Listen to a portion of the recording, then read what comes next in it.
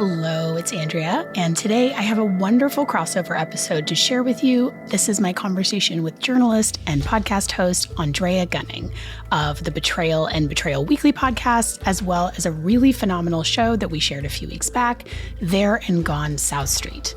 So today we are talking all things true crime and how we handle this strange and wonderful career that both of us have found ourselves in. I recently was myself a guest on Betrayal Weekly, and I cannot tell you how much I admire this team. They bring so much integrity and care to their reporting and their work, and it's just always really heartening when you see the behind the scenes of a show that you love and the vibes are this immaculate. Not always the case, unfortunately. We are currently working hard on season 6 at the moment, which will be coming at you in June. And in the meantime, we are bringing you a lot more case file stuff, including our coverage of the Ratty children's case in San Diego, which we are working on now. If you followed our coverage of the Kowalski case, boy, oh boy, are you going to notice some similarities. As always, if you want to get in touch, you can send us an email or voice memo at hello@nobodysshouldbelieveme.com or leave us a comment on Spotify. And if you're listening on Apple, you know we love those 5-star reviews. Please and thank you.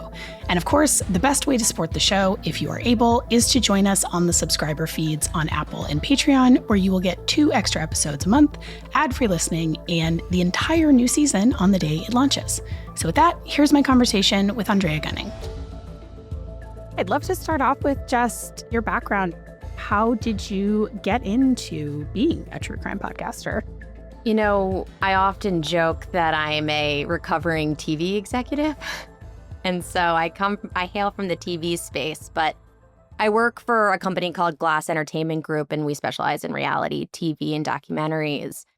And for about 7.5, 8 years, I was overseeing our business department. So I was the executive in charge of production. So I did all the boring things in TV, which is like the budget, the financing, like all the hard stuff. And my colleague Ben and I were constantly working through legal deals with our development department.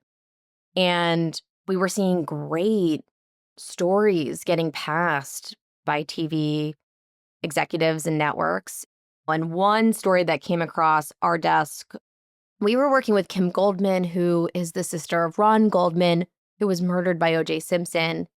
And we were trying to sell something in TV with her, but a lot of TV networks weren't interested in the project unless O.J. was involved or O.J. was attached or we could guarantee an interview with O.J.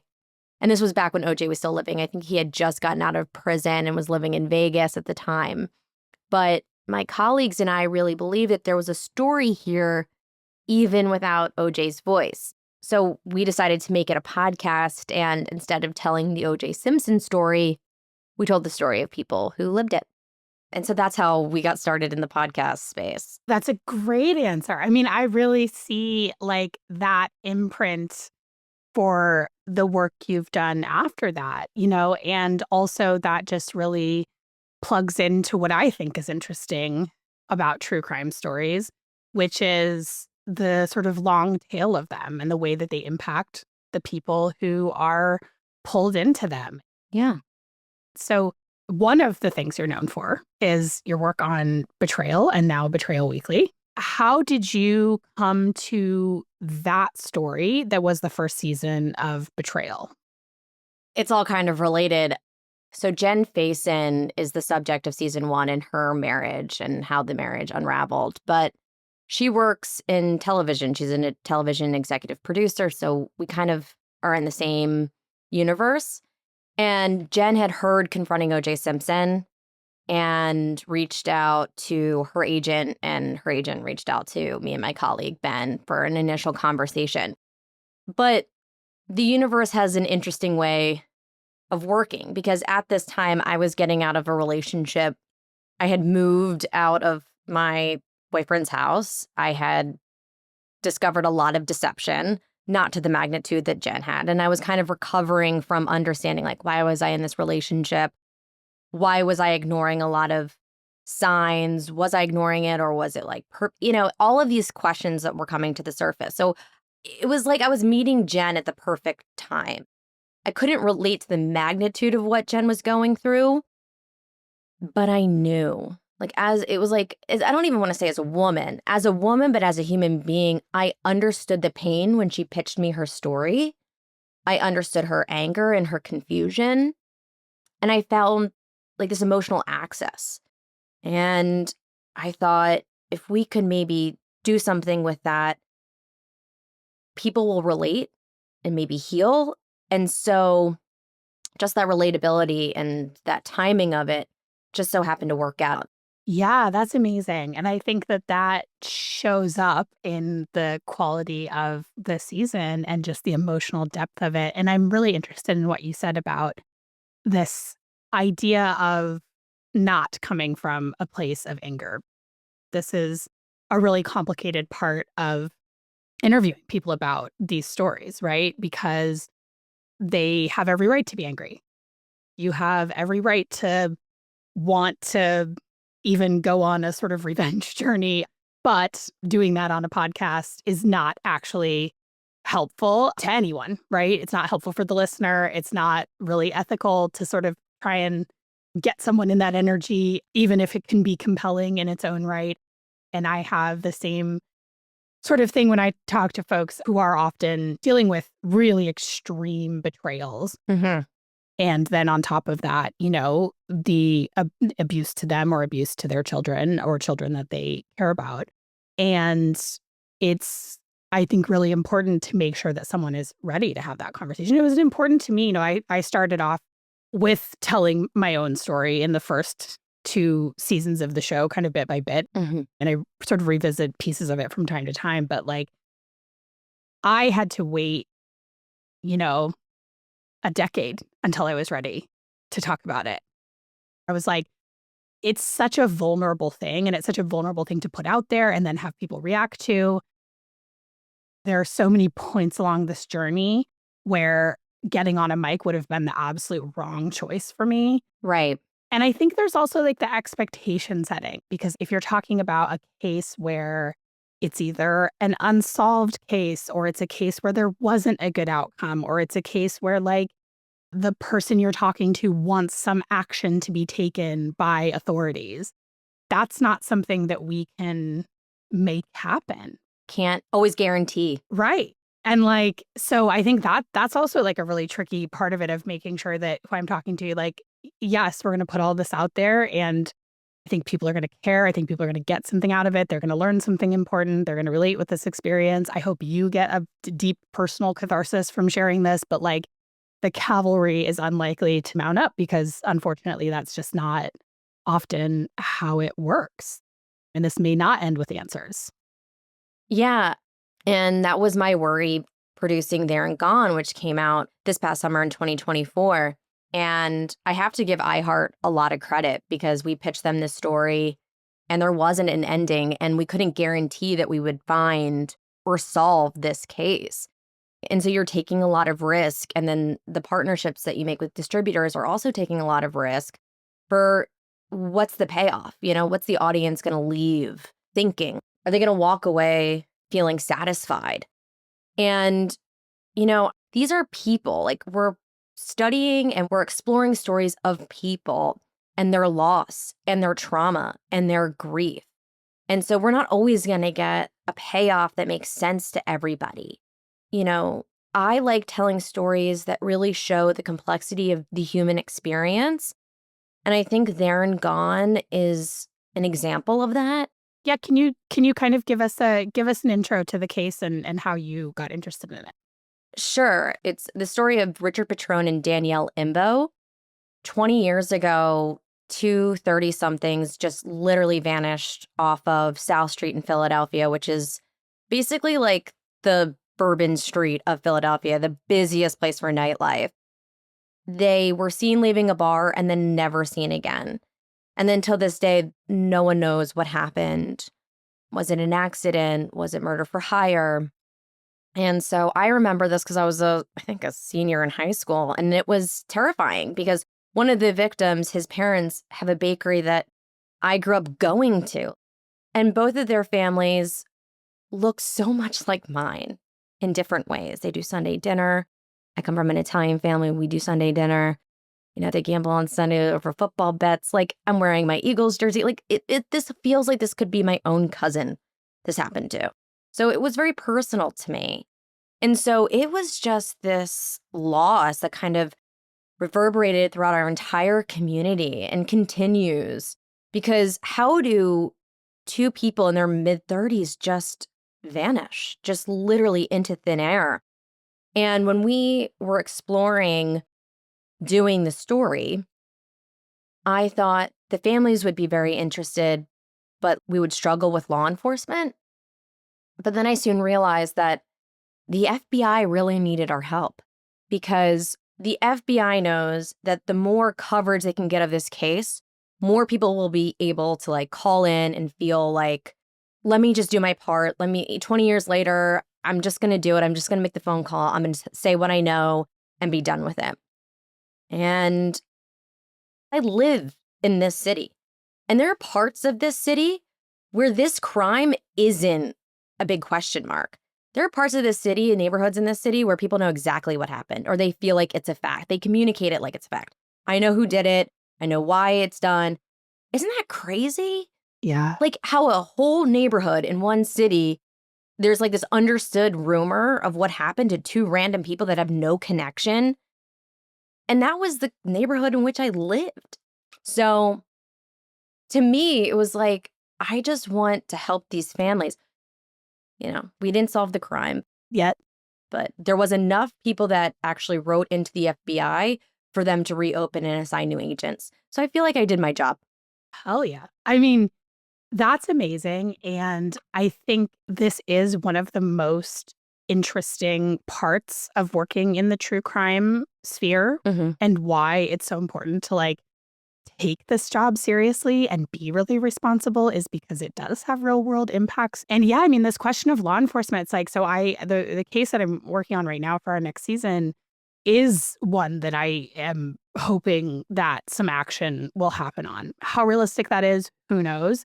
But I do think that it is and can be a powerful tool to getting law enforcement involved. And that can be the kind of thing where you get political will for a local prosecutor to actually file charges on something where they might not otherwise. Yeah. You can, get people who are making those decisions at the police department to assign some extra muscle to it. You can, flush out some new information from the community. Well, the first thing that, just to interject, I think one of the biggest things that I feel like we both, betrayal, trauma, and deception is one thing. Your show covers factitious disorder. And although they're very different, there's so many commonalities between people who, live through or have a relationship with Munchausen's and Munchausen's by proxy, and people who experience deception and betrayal. The topics we cover on betrayal are extreme, but sadly, they're not uncommon. Yeah. And in season 3, we really focus on male sexual abuse. And we learn that 1 in 6 men have experienced this issue. But the really scary reality is it actually is probably more, but it just goes unreported because of the stigma around it. And I just feel like these are two taboo issues, Munchausen syndrome by proxy, and to take that seriously and talk about it to help dismantle that stigma. It's such a large hurdle. Yeah, no, that's a really good point. And we've definitely learned a lot from the progress that has been made around child sex abuse, which I think it still is underreported. I think most people accept that child sex abuse is real and not rare. Yeah. Certainly anybody that's informed on the topic knows that, but I think that did not always used to be that way, right? And it was seen as this like stranger danger type of aberration, 1 in a million sort of thing that happened. And then our society grappling with it sort of went through some interesting hurdles along the way. A major one being the satanic panic, where you have all these stories about daycare workers and underground, the McMartin case and all these like underground tunnels, which my take on it is that was society grappling with something that we really, really didn't want to look at.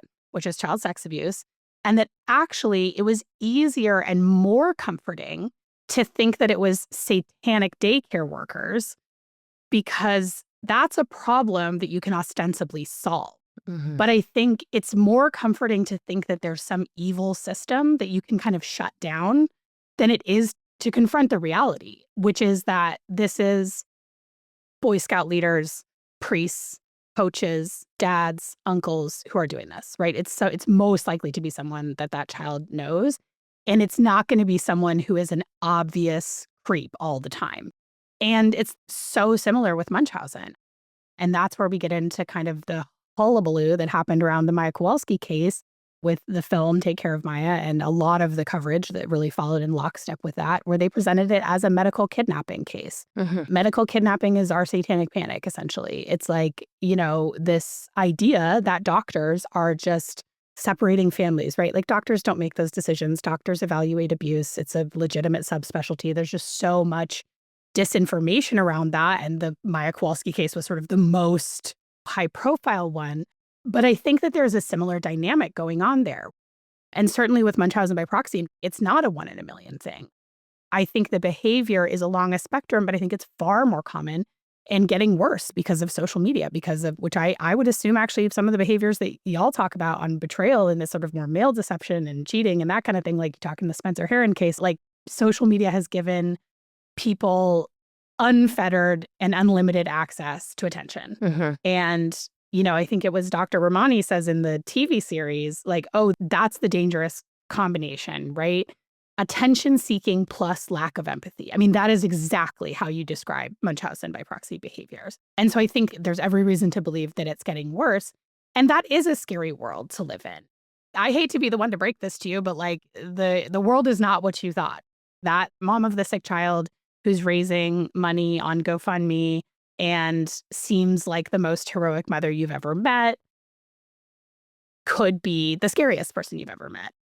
And so I think that's why these conspiracy theories around medical kidnapping get traction, because the reporting on it is very thin. Child abuse professionals do not make good money. Child abuse pediatrics is a highly trained and not well-paid subspecialty. They get trashed in the media. They get accused of snatching babies. I mean, it's not for the faint of heart. And also just like that work, like doing that frontline work of rushing to the hospital to see a child that's been abused is obviously emotionally grueling work. There isn't any scenario where you could make it make sense that doctors just want to do that. It's a nightmare for the hospitals. The hospitals can get sued. It's like there's no motivation. But I think the reason those stories still take off in the media is that people's discomfort around the reality of this abuse is so, so deep. Something that we're constantly confronting in true crime is having to tell these hyperbolic versions of true crime stories when in reality, the more relatable and important ones are the ones that are kind of in the everyday. I remember when we were covering Ashley Litton's case in Riverton, Utah for Betrayal Season 2, he reached out to ICAC, which is an Internet Crimes Against Children task force that every state has. And I remember one of the task force members asked, why are you covering this case? Like, I deal with, perpetrators that are 10 times worse than Jason Litton. Why this one? And my response was, I don't want the hyperbolic version CSAM case. I want to meet people in a very average, everyday story, because that's actually what's happening. And so I feel like that's the same for a lot of these mothers who are, if they're on the news, it's like this monster of a mother that did this. And it's like, Right. We have to hear about the extremes instead of leaning into the reality of what's happening. Yeah. I mean, I became a media outlet because I was so fed up with the way that media was covering this case, right? And it's been interesting over the last few years as I've kind of jumped first, I guess. I've noticed that awareness is increasing, especially because of the Gypsy Rose Blanchard case, which was so high profile. I do think that there's more of a conversation happening than there was 5 years ago. But, there was like so much reticence to talking about it. Like I remember when my novel came out and like I had written like an essay for it, and that got killed at the last minute. And there was just like a lot of like, no, no, no, no, no. If there's not a conviction, you can't talk about it. And I was like, if we're not talking about the cases where there aren't convictions, then we're not talking about the problem. Right. Like when you get into the extremes, it allows people to put it at arm's length. That person is a monster. That person is a psychopath that like I would see coming, and this would never happen to me. And that's not reality. And I think that was why for me it was so important to talk about my own experience, because the other thing that we do with perpetrators of crimes, especially if it's something where it just feels so like deeply, deeply, deeply wrong, we often say, oh, well, that person must have had a horrible childhood. Mhm. That person must have been abused as a child. There must be some like dots I can connect. And I think that that's part of the let me tell myself a story about this that makes me feel safe, right? Where like, Right. as long as XYZ doesn't happen in my family, we won't end up with one of these perpetrators in our family. And that's just not the case, right? I mean, my sister did not, by anybody else's, nobody else witnessed anything traumatic happening to her. We're not raised in an abusive household. Like, it's not something where, oh, there's some straight line that you can draw. And I think that's really uncomfortable for people. I think people really want to believe that something awful has to happen to a person to make them like this. And I don't think that's true. I think it is that combination of lack of empathy and need for attention that really can supercharge these behaviors. Totally. I think one of the things that I also felt was really relatable, and the circumstances are so different, but just knowing your sister's story and having to go in front of the judge in family court, like you're dealing with family court and criminal court are two separate things. And the issues that I've seen a lot of the women that I deal with on betrayal having to navigate the criminal side, and once that's over and, the father of their children are released, then they're dealing with family court, either in their divorce or child support or dealing with visitation. It is a whole other ball of wax where parents have a ton of rights, rightfully so, but they're in situations where kids are at risk. It's a really scary system because they are two separate entities.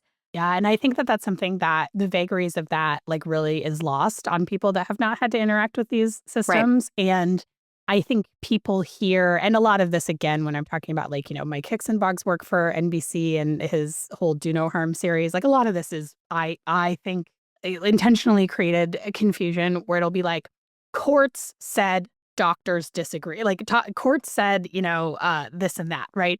And you're like, okay, which court, under what circumstances, like give me more information, right? Yep. And Mhm. everything goes to the family court first because those are less, those investigations take less time than the criminal investigation. So we end up in a lot of situations where the family court gives the children back during an active criminal investigation, which just I think sounds insane, Mhm. but that happens all the time. Mhm. Likewise, there's this thing of like, well, doctors at this hospital said this, but other doctors disagree, without ever mentioning that those other doctors are people who were hired as expert witnesses by the parent defending themselves, right? Important information. And like, I think people don't realize that the courts don't take the steps that you would think in the face of a criminal conviction to like limit that person's access to their own children. Like, for instance, we just had a case that we were talking about on the show, the Jessica Jones case in Texas, where she got a 60-year prison sentence and the courts did not terminate her parental rights. Mhm. And so now the dad has to pay to do that. So just the onus that ends up on a protective parent in any child abuse situation, I think people have no idea what that looks like, or just people don't realize how easy it is actually to get access to children again.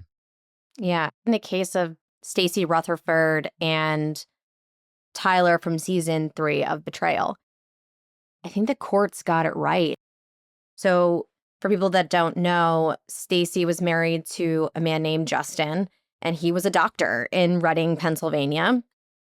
She had 2 children in a previous marriage. and then met Justin and they got married. They had 2 kids of their own. And he was, by all accounts, a great husband, an incredible doctor, beloved by his community. Turns out that he was abusing Stacy's son from her first marriage, his stepson, since he was 11. And Tyler didn't disclose until he was, I want to say, 17. So a long time.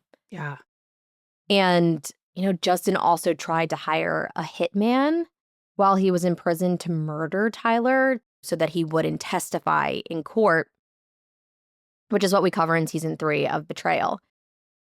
And what the judge did is not only did he'll be basically in jail for the rest of his life. I don't want to misquote what his sentencing was. But he isn't allowed to speak to his biological children or have any contact with the family until he's done his probation, basically for the rest of his life.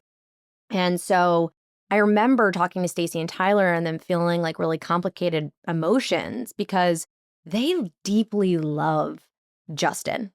Like the person that they knew as a human being, like Tyler loved his stepdad.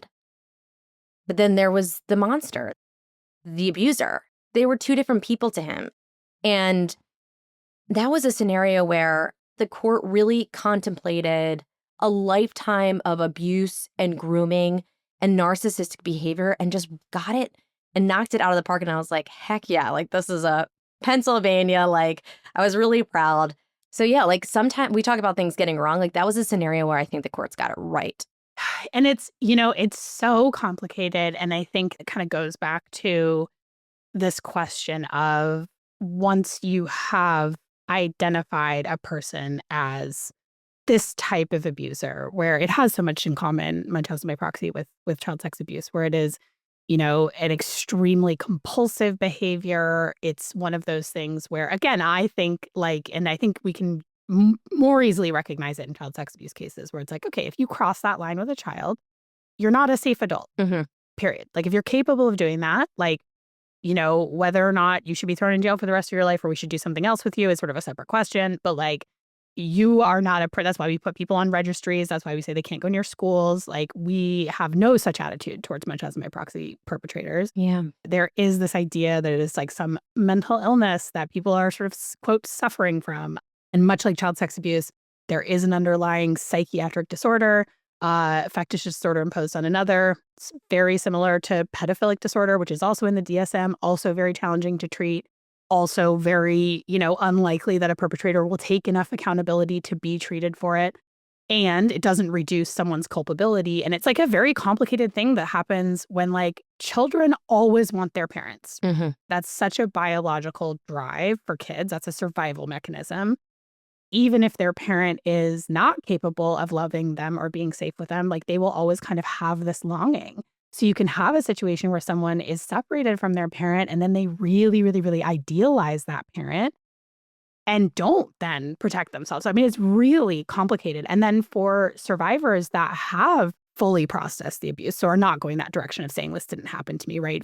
Fully understand, fully process the abuse.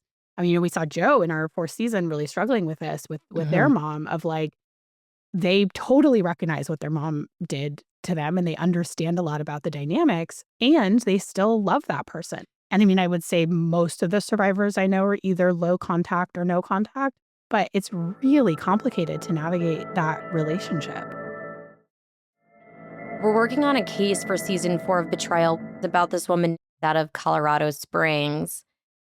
She was with her husband for 20 years. She lived like a typical American life. She thought that she was just basically living like the suburban dream. And I won't give all the details because we air in May, but things unravel and the family is torn apart.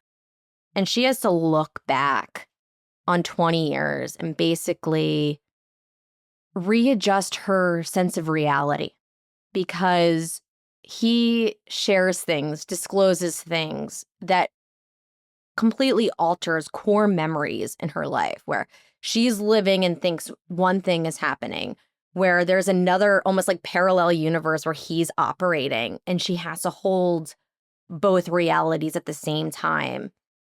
She often says perception is my reality, and that really is true.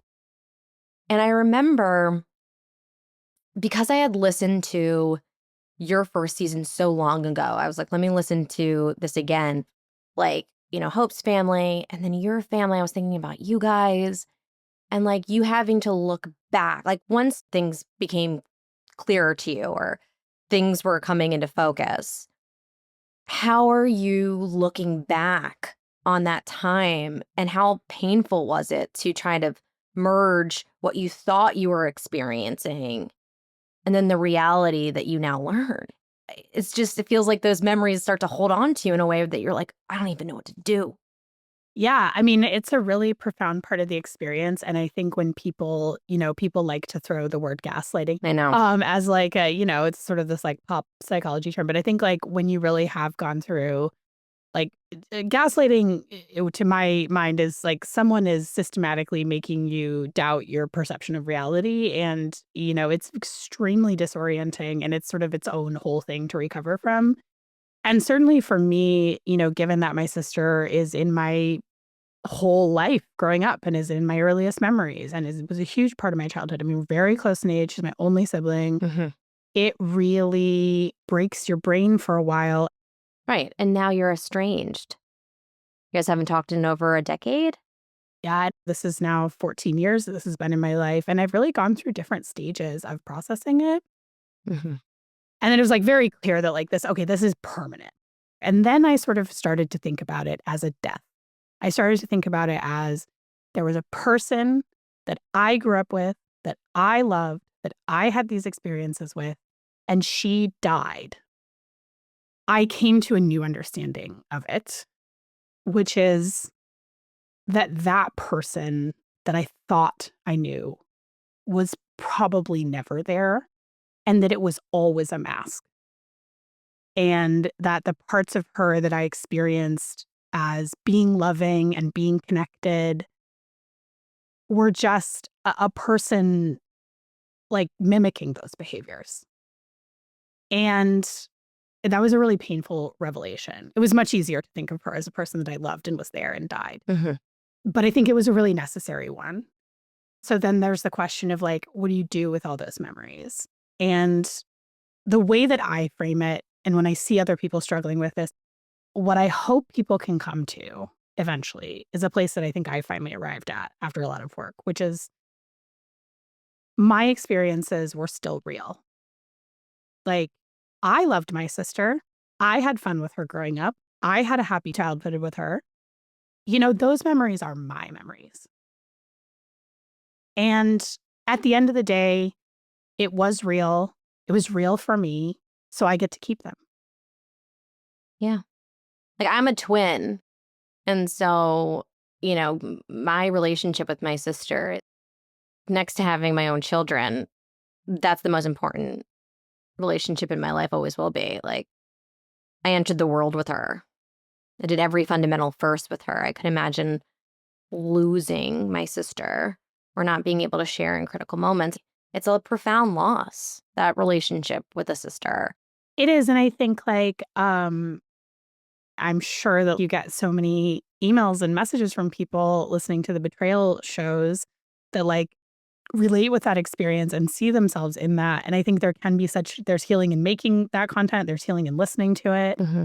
Listening to the Betrayal shows has helped me. Yeah, again, it's the complexity of the human experience. That's kind of like our driving force at Glass Podcast and what we do with Betrayal. You guys have that in your DNA too. Like I've heard it, and it's been evident in every season that you guys have done. Oh, well, I really appreciate that. It means a lot coming from you. And I similarly really respect what you guys do over there at Glass. And I think, I know how much this can mean to people as listeners, and navigating the pitfalls of how exploitative true crime can be is a huge job. Yeah. I know y'all take it seriously because I know your behind the scenes process, and I hope that we together can set a new standard in this industry because I think it really needs to happen. Yeah, I was giving iHeart credit. I gotta give Hulu and ABC so much credit I mean, this is like a big platform, and some of these stories are really hard to tell in a time where people are like afraid to go there. I'm like really impressed. I mean, season 3 is tough, but they saw a landscape. I mean, this past year, the Menendez brothers were all over the place. I was thinking about that when you were saying you guys are tackling this. I was like, this is a really good time because we did like a little thing on our Patreon about that case because I was like, oh, this just feels so germane to like, especially talking about, because obviously the Gypsy Rose Blanchard case, there's a lot of Right. parallels there, right? Where you have someone who's an abuse victim who commits a crime and like, how do you talk about that? How do you think about that? And I think we were talking about how the discomfort around male sexual abuse in particular weighed so heavily on that court case.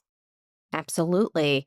And for them to see that people are actually open to hearing about that and discussing that and just really sitting with that and taking Tyler and Stacy's story and pursuing that for the Hulu documentary is really exciting because it's only going to help dismantle the stigma around this issue. And I'm really proud to work with partners like that. I truly am.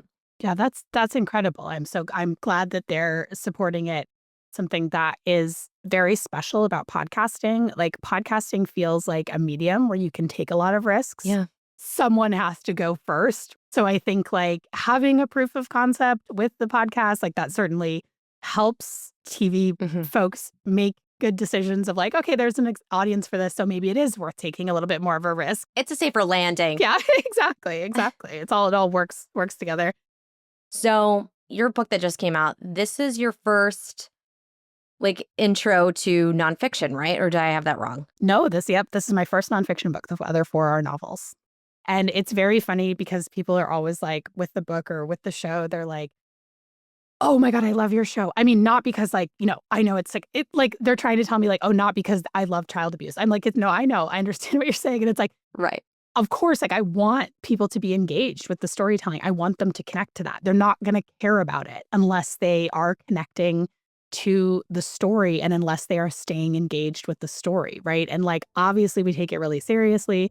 Obviously, we do the utmost to tell things ethically, but like, you also have to have a good story.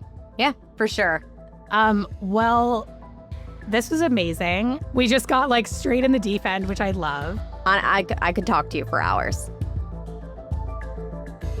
Thank you so much to Andrea Gunning for doing this episode with me, and to her and the entire Betrayal team for having me on the show and for their help producing and editing this episode.